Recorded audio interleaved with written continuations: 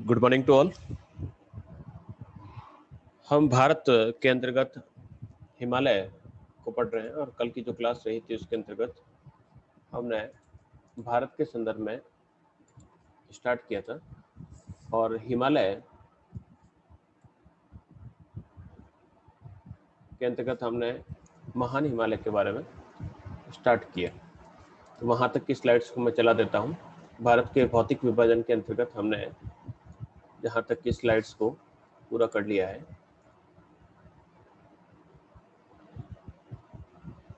कल हम हिमालय के संदर्भ में यहाँ पर हिमालय को हमने 4 भागों में डिवाइड किया।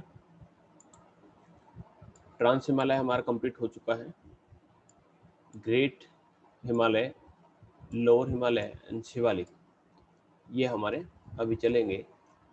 तो यहाँ तक हम कर चुके हैं कि जो ग्रेट हिमालय है, यहाँ पर वापस मैं थोड़ा सा समझा देता हूँ। आपको ये याद रखना है कि यहाँ पर ये जो है रीजन है ये आपका ग्रेट हिमालय, देखिएगा पूरा का पूरा कंटिन्यू चल रहा है। ये ग्रेट हिमालय है। ग्रेट हिमालय के बाद ये जो लेसर हिमालय है वो टुकड़ों में है, देखिएगा यहाँ पर भी टुकड़ा है और बीच में अगर टुकड़ा है इसका मतलब हो गया बीच में गैप है। इट मीन्स यहाँ पर आपको कोई न कोई पास या दर्रा देखने को मिलेगा। फिर उसके बाद सबसे आउटर जो है हिस्सा वो आपका आउटर हिमालय कहलाता है, जिसे उप हिमालय या हम शिवालिक कहते हैं। तो शिवालिक जो रीजन है वो आपको यहाँ पर देखने को मिलेगी। तो ये पूरा का पूरा जो क्षेत्र है इस प्रकार से हिमालय फैला हुआ। इसके बाद जो बचता है यानी वह भाग जो इसके बाद बच गया, तो वो जो भाग होता है ये वाला, तो ये जो भाग है बाकी का ये ट्रांस हिमालयन रीजन के अंतर्गत कहलाता है। ट्रांस हिमालय के अंतर्गत जैसे कि यहाँ पर दे रखा है कि ट्रांस हिमालय के अंतर्गत आपका 1, 2 एंड 3 एंड 4 जो पार्ट है वो यहाँ पर आए हुए हैं तिब्बत के अंतर्गत। इसको हम कहते हैं कैलाश रेंज। इसके अलावा आपके पीओके के अंतर्गत आपका काराकोरम, फिर आ जाएगा आपका लद्दाख, 3 नंबर पर आपका जास्कर और यहाँ पर आपका कैलाश। यहाँ पर हम कंप्लीट कर चुके हैं और यहाँ पर इन पीक्स को हम लोकेट करता है ये K2 जो किस रेंज के अंतर्गत आई हुई है, यहाँ पर देखिएगा काराकोरम। तो काराकोरम जो रेंज है उसके अंतर्गत K2 गार्डविन ऑस्टिन जो पीक है वो यहाँ पर आई हुई। जब हम हिमालय को पढ़ते हैं तो हिमालय की जो स्टार्टिंग है वो यहाँ से नंगा पर्वत से देखते हैं। तो नंगा पर्वत यहाँ से हम स्टार्ट करते हैं और यहाँ से हम पूरा का पूरा जो ईस्टर्न पार्ट है इंडिया का उस तरफ जाते हैं। तो यहाँ पर 3 पर्वत आपको देखने को मिलेंगे, जिसके अंतर्गत आपको ग्रेट हिमालय, मिडिल हिमालय और लेसर हिमालय या जो लास्ट जो रहता है शिवालिक आपका ये शिवालिक रेंज आपको याद रखनी है। यहाँ पर भी कंप्लीट हो चुका था और इस प्रकार से हम देख सकते हैं कि आपका ट्रांस हिमालय के बाद ये जो ट्रांजिशनल जोन कहलाता है जो इन दोनों को अलग करता है। तो इन दोनों को अलग करने वाला जो रीजन है उसको हम इस प्रकार से देख सकते हैं कि ये हमारा ट्रांजिशन जोन है और ट्रांजिशन जोन जो है वो आप इस प्रकार से देख सकते हैं। तो उसे हम इसे इंडो या फिर इंडो सांगपो सचेतन के नाम से भी जानते हैं, यानी ये ट्रांस हिमालय और वृहत हिमालय को अलग करता है। इसके बाद वृहत हिमालय यानी जो ग्रेट हिमालयन है और जो मिडिल हिमालय है उन दोनों के बीच में आपको मेन सेंट्रल थ्रस्ट, इसको हम कह सकते हैं MCT, तो ये आपको यहाँ पर देखने को मिलेगा। इसके अलावा शिवालिक और मध्य हिमालय के बाद में आपको मेन बाउंड्री फोल्ड MBF आपको यहाँ पर देखने को मिलता है। और इसके बाद शिवालिक के बाद यानी अगर आपको कहा जाए कि लॉकेट कीजिए वृहत हिमालय या ग्रेट हिमालय, तो ग्रेट हिमालय को आप इस प्रकार से कहेंगे कि ये suture zone and main central thrust के बीच का पोर्शन है, या फिर हम इसको इस प्रकार से भी देख सकते हैं कि ये ट्रांस हिमालय तथा मिडिल हिमालय के बीच का क्षेत्र है। इसी प्रकार से अगर आपसे कहा जाए कि मध्य हिमालय को बताना है तो मध्य हिमालय को आप किस प्रकार से बताएंगे, तो मध्य हिमालय को बताने के लिए आप कहेंगे कि यह मेन सेंट्रल थ्रस्ट जिसे MCT कहा जाता है, मेन सेंट्रल थ्रस्ट या MCT से या के द्वारा ग्रेट हिमालय से अलग होता है तथा यह MBF या मेन सीमांत जो दर्रा है उससे शिवालिक से अलग होता है। तो इस प्रकार से इस डायग्राम के माध्यम से आप काफी अच्छा एक्सप्लेन कर सकते हैं। फिर ये जो पार्ट है ये हमारा कंप्लीट होना है, इसको हम इस प्रकार से समझेंगे कि ये पूरा का पूरा जो भाग है जिसे हम रीजनल डिस्ट्रीब्यूशन ऑफ हिमालय कहेंगे, तो ये आपके आगे आएगा। तो यहाँ पर हिमालय को, यहाँ पर एक व्यक्ति है सिडनी बुर्राड, उन्होंने इसको इस प्रकार से देशांतरित, देखिएगा एक जो विस्तार है वो इस प्रकार से किया गया है, जैसे कि यहाँ पर ग्रेट हिमालय, यहाँ पर मैं एक बार साफ करके आपको वापस बताते हैं। हमने यहाँ पर हमने कहा ये ग्रेट हिमालय है, ग्रेट हिमालय के बाद यहाँ पर आपका मिडल हो जाएगा, मिडल के बाद यहाँ पर हो जाएगा शिवालिक। तो ये जो डिस्ट्रीब्यूशन है ये हमारा आपका लैटिट्यूडनल रहेगा, लेकिन अब लॉन्गिट्यूडनल डिस्ट्रीब्यूशन की बात करें तो ये लॉन्गिट्यूडनल, जिसे रीजनल डिस्ट्रीब्यूशन ऑफ हिमालय कहते हैं। ठीक है, तो यहाँ पर जिस प्रकार से दे रखा है कि ये जो डिस्ट्रीब्यूशन है किस प्रकार का है, तो ये आपका लैटिट्यूडनल दे रखा है। अब लैटिट्यूडनल तो मैं इसको ना कहकर इसको लॉन्गिट्यूडनल कहूंगा। तो लॉन्गिट्यूडनल को मैं इस प्रकार से कर सकता हूँ कि दो जो लॉन्गिट्यूड्स है उसके बीच का रीजन है, इस प्रकार से इसको बांटा जा सकता है। तो जो हिमालय का ज्यादातर जो पोर्शन जो है जो पंजाब के अंतर्गत आता है उसे पंजाब हिमालय कहते हैं। जिस हिमालय का सबसे ज्यादा जो पोर्शन है हिमाचल के अंतर्गत आता है उसे कुमायूं हिमालय, और जिस हिमालय का जो पोर्शन नेपाल के अंतर्गत ज्यादा आता है उसको नेपाल हिमालय, और जो असम के अंतर्गत जो पोर्शन आता है वह असम हिमालय के अंतर्गत आता है। ये लास्ट के अंतर्गत हम इसको वापस पढ़ेंगे। तो यहाँ पर दो देखिएगा रिवर, अब पंजाब हिमालय का जो डिस्ट्रीब्यूशन किस प्रकार से किया गया है, तो रिवर के भी यहाँ पे भी किया जा सकता है कि इंडस और सतलज के बीच का जो भाग है उसको हम पंजाब हिमालय कहलाता है। इसके अलावा सतलज और जो काली है, सतलज और काली रिवर है उसके बीच का जो भाग है उसको कुमायूं हिमालय कहता है। इसी प्रकार से काली और जो तीस्ता जो रिवर है उस तीस्ता रिवर के बीच का जो भाग है उसको हम नेपाल हिमालय कहेंगे। और इसी प्रकार से तीस्ता रिवर और ब्रह्मपुत्र जो रिवर है उसके बीच का जो रीजन है उसको हम क्या कहेंगे, आसाम हिमालय या असोम हिमालय के नाम से जानेंगे। तो ये आगे आएगा, वापस इसको और पढ़ेंगे। यहाँ पर यही रीजनल डिस्ट्रीब्यूशन वापस दिया गया है और इसी रीजनल डिस्ट्रीब्यूशन को आप वापस देख सकते हैं इस प्रकार से। ये जो पोर्शन है यानी आपके सिंधु नदी, सिंधु और सतलज, इन दोनों नदियों के बीच का जो पोर्शन है वो कहलाता है पंजाब या कश्मीर हिमालय। इसी प्रकार से यहाँ पर जिस प्रकार से हमने कहा है ये सतलज है, सतलज और काली, यहाँ पर काली नदी जो बहती है उन दोनों के बीच का जो भाग है उसे कहा जाता है कुमायूं हिमालय।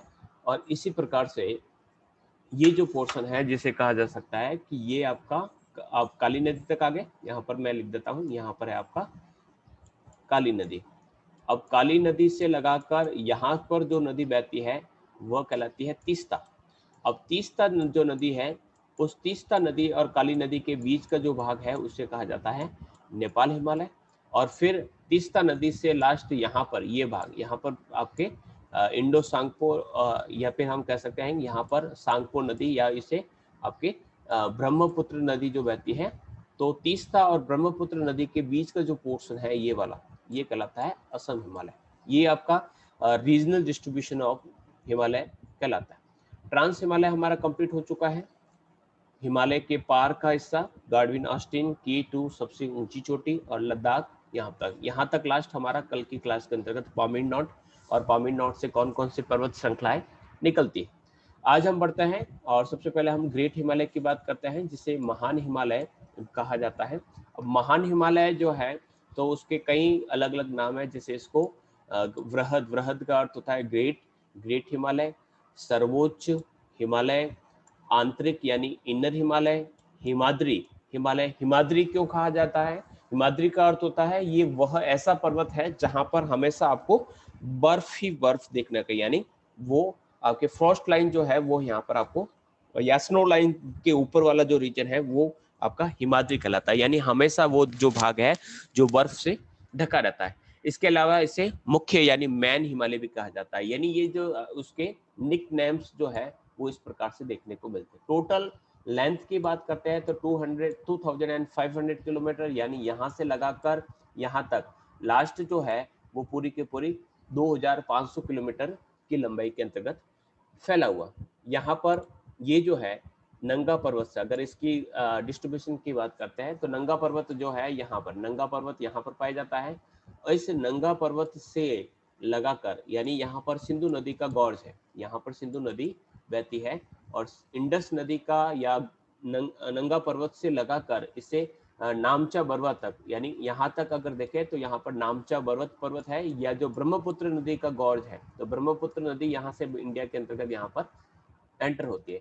तो यहाँ तक टोटल जो पोर्शन है वो लगभग आपके 2500 किलोमीटर की चौड़ाई के अंतर्गत, लंबाई के अंतर्गत फैला हुआ है। एवरेज इसकी विड्थ की बात करें, चौड़ाई की बात करते हैं, केवल ग्रेट हिमालय की बात करते हैं तो केवल 25 किलोमीटर चौड़ा है, यानी इसकी चौड़ाई है जो वो है 25 किलोमीटर चौड़ाई है। चौड़ाई भी आपको जब भी आप ईस्टर्न पार्ट की तरफ जाओगे आपको कम देखने को मिलेगी। एवरेज हाइट की बात करें, एवरेज हाइट कितनी है, वो 6100 किलोमीटर, 6100 मीटर है, ये 6100 मीटर, या इसको 6.1 किलोमीटर कह सकते हैं, 6.1 किलोमीटर, ये तो किलोमीटर सही है। यहाँ पर एवरेज हाइट की बात करते हैं तो हाइट जो है 6100 मीटर, यानी 6.1 किलोमीटर तक आपको इसकी एवरेज हाइट देखने को मिलती है। इस रीजन की सर्वोच्च जो यानी हाईएस्ट जो पीक है वो है माउंट एवरेस्ट, जिसे सागर माथा या चौमुलुंगमा के नाम से जाना जाता है। और जैसे कि आपको पता होगा माउंट एवरेस्ट जो है वो यहाँ पर आया हुआ है, यानी जो नेपाल हिमालय है, अगर आप लोग रीजनल डिस्ट्रीब्यूशन की बात करें तो माउंट एवरेस्ट आपको यहाँ पर मिलेगा। तो ये जो रीजन है वह यहाँ पर आपको माउंट एवरेस्ट देखने को मिलेगा। इसके अलावा इस रीजन के अंतर्गत जैसे कि आपको इस डायग्राम को भी हम देख सकते हैं कि कुछ ये जैसे कि हमने कहा कि यहाँ पर दे रखे हैं भारत के भ्रंश, यानी फॉल्ट ऑफ इंडिया, हिमालय पर्वत। तो फॉल्ट्स का अर्थ क्या होता है, फॉल्ट्स कैसे बनते हैं, तो फॉल्ट्स कैसे बनते हैं तो हम सीधा कह सकते हैं कि फॉल्ट बने के, यानी जब भी टेंशन फोर्स होता है किसी चीज को हम दोनों विपरीत दिशाओं से, यानी उसको एक चीज को दोनों अलग अलग दिशाओं से खींचते हैं, तो इस प्रकार की जो सिचुएशन होती है तो वहां पर फॉल्ट आता है।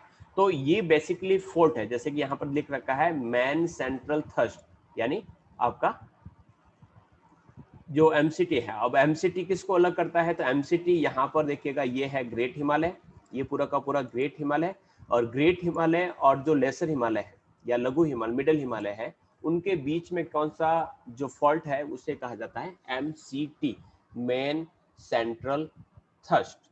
इसके अलावा जो लघु हिमालय है यानी जो मिडिल हिमालय है, मिडिल हिमालय तथा जो तीसरी जो श्रेणी है जिसे कहा जाता है आपका शिवालिक, इन दोनों के बीच में लघु हिमालय तथा शिवालिक के बीच में जो पाया जाता है उसे man boundary thrust, man boundary thrust MBT के नाम से जाना जाता है, एमबीटी, मैन बाउंड्री थ्रस्ट। ये बेसिकली क्या है, एक फॉल्ट है जो इन दोनों बीच में पाया जाता है। फॉल्ट को मैंने इस प्रकार से बताया, देखिएगा जैसे कि हम कह देते हैं कि ये आपका शिवालिक है, और शिवालिक के बाद यहाँ पर ये है आपका मध्य हिमालय, और ये है हमारा ग्रेट हिमालय।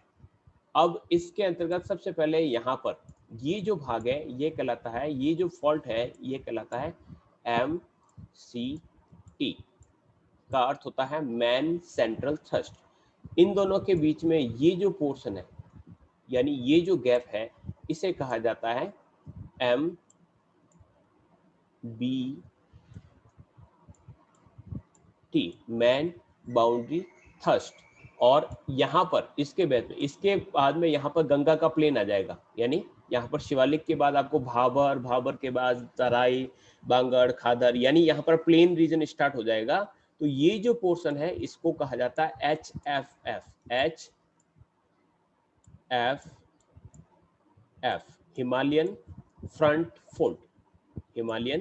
हिमालय का अग्र, फ्रंट का होता है अग्र और फोल्ड का होता है बर, हिमालयन अग्र भ्रंश के नाम से इसे जा सकता है। यानी ये है आपका शिवालिक, ये है आपका मिडिल हिमालय, और ये है आपका ग्रेट हिमालय।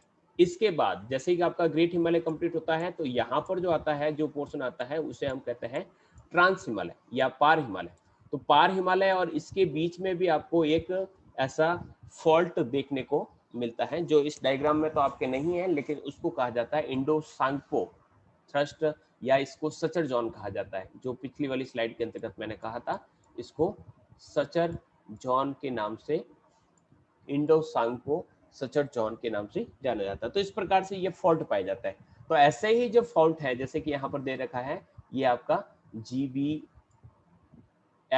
जो है ग्रेट बाउंड्री फॉल्ट, तो ये आपके राजस्थान के अंदर से पास आउट होता है। इसी प्रकार से यहाँ पर एक दामोदर नदी के अंतर्गत आपको फॉल्ट देखने को मिलता है। महानदी जो रिवर है वहाँ पर भी फॉल्ट है, नर्मदा नदी का यहाँ पर भी फॉल्ट है, और गोदावरी नदी यहाँ पर भी फॉल्ट है। यहाँ पर महाराष्ट्र के अंतर्गत कोयना का फॉल्ट है, आंध्र प्रदेश के अंतर्गत कृष्णा फॉल्ट है, केरला और ये जो महाराष्ट्र का, जो आंध्र प्रदेश का, तमिलनाडु का जो हिस्सा है, दक्षिणी हिस्सा, वहाँ पर कावेरी फॉल्ट है। तो ये अलग अलग प्रकार के फॉल्ट और थ्रस्ट आपको देखने को मिलते हैं। यानी बेसिकली ये क्या है, ये फॉल्ट है, तो आपको देखना है। तो ये जो फॉल्ट है आप शायद समझ चुके होंगे। आगे बढ़ते हैं, कुछ पासेज यानी कुछ दर्रे। अब दर्रा क्या होता है उसको थोड़ा सा समझ लेते हैं। दर्रे का अर्थ होता है, जैसे कि मान लीजिए ये कोई ये पहाड़ी है, ठीक है। अब इस पहाड़ी का जब इरोजन हो जाएगा, तो इरोजन होने के बाद इस पहाड़ी के बीच में यहाँ पर मान लीजिए ये इरोजन हो गया। अब ऐसी इरोजन की स्थिति के अंतर्गत आप देखेंगे कि ये जो बीच वाला जो भाग है, ये बीच वाला जो भाग है वो तो इस प्रकार से खड़ा रह गया, और पहाड़ियाँ जो है वो इस प्रकार से रह गई। तो ये जो बीच का जो भाग है वह आपको एक ट्रांसपोर्टेशन की सुविधा उपलब्ध करवाता है, और इस सुविधा यानी इस सुविधा के हम के माध्यम से पहाड़ के उस किनारे की तरफ आसानी से पहुंच जाता है। तो इसको पास या दर्रा कहते हैं। इसे एक और शब्द लिया जाता है, कॉल। जैसे कि आपने जब भारत को पढ़ा था, तो भारत के अंदर का मैंने सबसे ऊपर की तरफ आपको इंदिरा कॉल पढ़ाया था। तो इंदिरा कॉल क्या, बेसिकली एक दर्रा है। तो यहाँ पर अलग अलग प्रकार के दर्रे पाए जाते हैं। तो बेसिकली ग्रेट हिमालय के अंतर्गत बात करें कि ग्रेट हिमालय के अंतर्गत कौन से हैं, तो यहाँ पर आपको बुर्जिल और जोजिला, बुर्जिल देखिएगा, ये है बुर्जिल, ये यहाँ पर बुर्जिल और जोजिला। दर्रे के लिए जो साइन बनाया जाता है वो इस प्रकार से बनाया जाता है, ये साइन बनाया जाता है। और इस साइन का अर्थ होता है इस तरफ भी पहाड़ी है, इस तरफ भी पहाड़ी है, बीच में यहाँ पर कोई पास या दर्रा है। तो यहाँ पर बुर्जिल दर्रा है, ये रहा यहाँ पर। बुर्जिल के अलावा यहाँ पर दूसरा जो है जोजिला दर्रा, तो जोजिला आपके यहाँ पर जोजिला दर्रा है। फिर उसके अलावा ये दोनों ही ग्रेट हिमालय की बात कर रहे हैं, बाकी दर्रे बहुत सारे हैं, केवल और केवल ग्रेट हिमालय की बात करते हैं। ये दोनों जो दर्रे हैं ग्रेट हिमालय के अंतर्गत जम्मू एंड कश्मीर में आए हुए। इसके अलावा ग्रेट हिमालयन जो रेंज है उसमें शिव किला और बारालाचा। अब शिव किला देखिएगा यहाँ पर, ये यहाँ पर दर्रा है, ये है आपका शिव किला। और बारालाचा, बारालाचा भी यहाँ पर आपको देखने को मिल सकता है, ये रहा बारालाचा, बारा लुचाला लिख रखा है, ये आपको, ये दोनों जो दर्रे हैं जो हिमाचल प्रदेश के अंतर्गत देखने को मिलते हैं। इसके अलावा जो है थांगला, नीति और लिपुलेख। थांगला, ठीक है, नीति पास यानी दर्रा पास का अर्थ होता है दर्रा, और लिपुलेख, ये तीनों ही जो पास है ये आपको मिलेंगे उत्तराखंड के अंतर्गत। इसके अलावा नाथुला, जेलपला, नाथुला, ये रहा नाथुला, और जेलपला, ये दोनों आपको सिक्किम के अंतर्गत पास मिलेंगे। ये पास वो दर्रे हैं जो आपको इसके ठीक यानी उस पहाड़ के ठीक विपरीत की दिशा की तरफ जो भी देश है उस देश में जाने के लिए आपको रास्ता देते हैं। इसी प्रकार से बॉमडिला, बॉमडिला जो है वो आपको यहाँ पर, जैसे कि ये बोमला लिख रखा है, यहाँ पर आपको देखने को मिलेगा जो अरुणाचल प्रदेश में। यहाँ पर आपने नोट किया होगा कि इन सभी के पीछे देखिएगा यहाँ पर ला शब्द जुड़ा हुआ है, ये ला, यहाँ पर भी देखिएगा ला, यहाँ पर भी ला, यहाँ पर ला, ये ला, ला। तो ला शब्द जो है उसका अर्थ ये होता है दर्रा, यानी जो आगे का जो नाम है शिप या बारा या थांग, ये वहां के लोकल नेम हो सकते हैं, लेकिन ला शब्द का होता है दर्रा। इसके साथ साथ भी आपको देखिएगा यहाँ पर दीपू दर्रा भी देखने को मिलता है, जिसको हम अलग पढ़ेंगे। इसके अलावा जैसे कि हम मुंबई की तरफ जाते हैं तो वहाँ पर आपको थालघाट, थालघाट जो दर्रा है, यानी यहाँ पर थालघाट दर्रा है। तो मुंबई से अब नासिक जाना है तो हमें थालघाट दर्रे के अंदर से होकर गुजरता हो। इसी प्रकार से भोरघाट जो यहाँ पर दर्रा है, मुंबई से हमें पूना जाना है तो इस दर्रे से जाना पड़ेगा, यानी आपका लोनावला वगैरह जो चित्र है वो यहाँ पर देखने को मिलेगा। इसके अलावा कोचीन से आपको कोयम्बटूर जाना है तो आपको कोचीन से आपको कोयम्बटूर जाना है, तो भी आपको पालघाट। यूपीएससी कई बार ऐसा प्रश्न पूछती है कि अगर आपको कह सकते हैं कि मुंबई से आपको कोचीन से आपको कलकत्ता जाना है, तो इस दिशा के अंतर्गत आपको कौन कौन से पासेज को पास करना होगा। तो मुंबई से अगर आपको पहले मुंबई से आप पुणे आ जाइए तो एक दर्रा भोरघाट पार करना पड़ेगा, फिर कोचीन आ जाइए तो वहां पर भोरघाट और पालघाट होते हुए आप कोलकाता की तरफ जा सकते हैं। तो इस प्रकार से, और लास्ट यहाँ पर त्रिवेंद्रम से मदुरई जाना है तो यहाँ आपको सेनकोट दर्रा, यहाँ पर 4 दर्रे आपको देखने को मिलते हैं, थालघाट, भोरघाट, पालघाट और सनकोटा। ये आपको पासेज इस प्रकार से याद करने हैं। फिर हम बात करते हैं ग्रेट हिमालयन की बात करते हैं। तो जो ग्रेट हिमालयन जो रीजन है वहां पर कौन कौन से धार्मिक स्थल पाए जाते हैं। तो 4 धाम की यात्रा आपने सुनी होगी। तो जैसे कि यमुना नदी, और यमुना नदी का जो ओरिजिनल है जो यमुनोत्री कहलाता है, गंगा नदी का जो है जो ओरिजिन है वो गंगोत्री कहलाता है। इसी प्रकार से जो मंदाकिनी नदी है उसका जो ओरिजिन है वो आपका केदारनाथ कहलाता है। बद्रीनाथ से आपके धौली गंगा नदी निकलती है। तो यहाँ पर ये रिवर सिस्टम जो हम ड्रेनेज सिस्टम के अंतर्गत पढ़ेंगे। तो बेसिकली अब जैसे कि हम बात करते हैं कि गंगा नदी यहाँ पर पढ़ लेते हैं थोड़ा सा। तो गंगा नदी जो है वो टोटल, यानी जहाँ से गंगोत्री से निकलती है तो वो केवल और केवल गंगा नदी नहीं है। देखिएगा, गंगोत्री से जो नदी निकलती है वो नदी है भागीरथी, ठीक है। केदारनाथ से जो नदी निकलती है वो है मंदाकिनी। इसी प्रकार से बद्रीनाथ से जो मेन जो रिवर नदी जैसे कि धौली गंगा और अलकनंदा और धौली गंगा, ये दोनों जहां पर मिलती है वहां पर जो स्थान है उसे विष्णु प्रयाग कहा करते हैं, ठीक है। इसी प्रकार से जहां पर जैसे कि पिंडार जो है, और पिंडार नदी और अलकनंदा मिलती है उसे कर्ण प्रयाग करते हैं। इसी प्रकार से मंदाकिनी और अलकनंदा मिलती है उसे रुद्र प्रयाग कहते हैं। प्रयाग का अर्थ होता है 2 नदियां जहां पर मिलती है।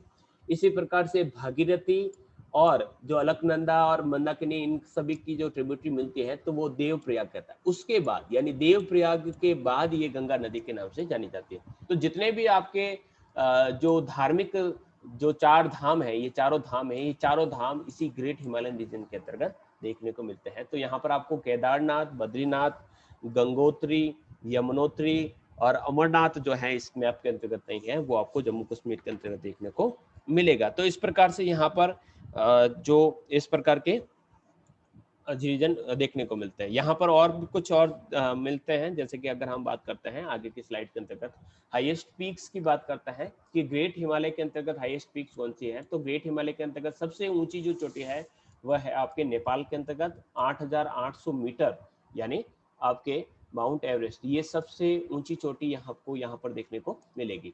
फिर ग्रेट हिमालय के अंतर्गत जो सेकंड वन जो है वो है आपकी काराकोरम के अंतर्गत, और काराकोरम के अंतर्गत इसको के4 काराकोरम और के2 के नाम से इसे जाना जाता है। थर्ड नंबर पर है जो सिक्किम के अंतर्गत है जिसका नाम है कंचनजंगा। तो कंचनजंगा आपको यहाँ पर देखने को मिलेगी। कंचनजंगा और के2 के अंतर्गत ये दोनों ही भारत में है, ठीक है। लेकिन भारत का ये जो के2 वाला हिस्सा है, ये जो काराकोरम के अंतर्गत वो आता है आपके POK, यहाँ पर लिख रखा है पाक ऑक्यूपाइड कश्मीर। तो ठीक है, हम भारत का कहते हैं लेकिन ये भारत का नहीं होकर पाक यानी पाकिस्तान द्वारा जो ऑक्यूपाइड किया हुआ जो रीजन है वहां पर देखने को मिलता है। ये रीजन वो है POK, और POK के साथ साथ ये जो रीजन है ये कहलाता है अक्साई चीन, जो चीन की तरफ है। तो ये दोनों ही हिस्से भारत के पास नहीं है। तो काराकोरम जो है या के2 जो है वो भारत की सबसे ऊंची चोटी हम कहते हैं, लेकिन भारत में स्थित सबसे ऊंची चोटी जो है वो है कंचनजंगा, जो सिक्किम के अंतर्गत है। तो भारत की सबसे ऊंची चोटी कौन सी है, या भारत में स्थित सबसे ऊंची चोटी कंचनजंगा जो यहाँ पर स्थित है।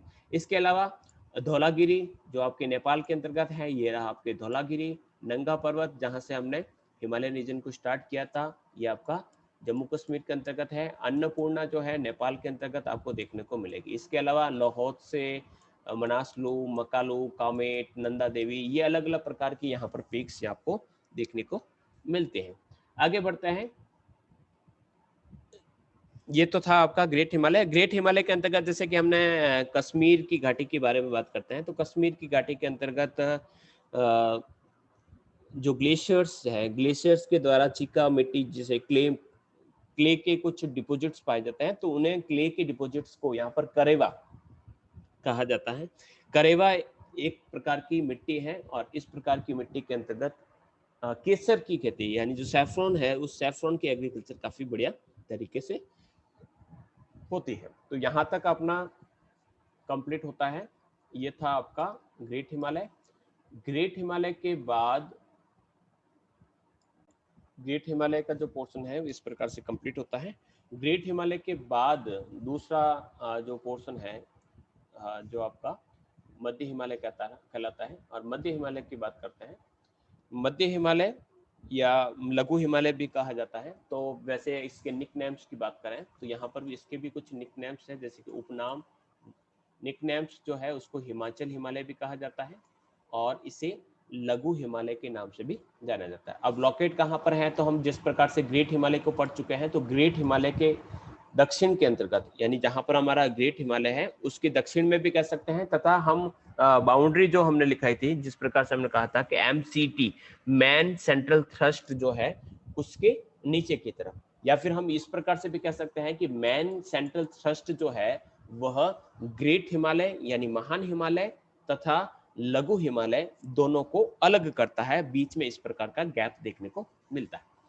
चौड़ाई की बात करें तो 80 से 100 किलोमीटर, 80 से 100 का मैंने सिस्टम बता दिया था कि ये जो सिस्टम है वो डिपेंड करता है कि किस साइड के अंतर्गत इसकी जो लेंथ है, जो चौड़ाई है, विड्थ कितनी ज़्यादा है उस पर डिपेंड करता है।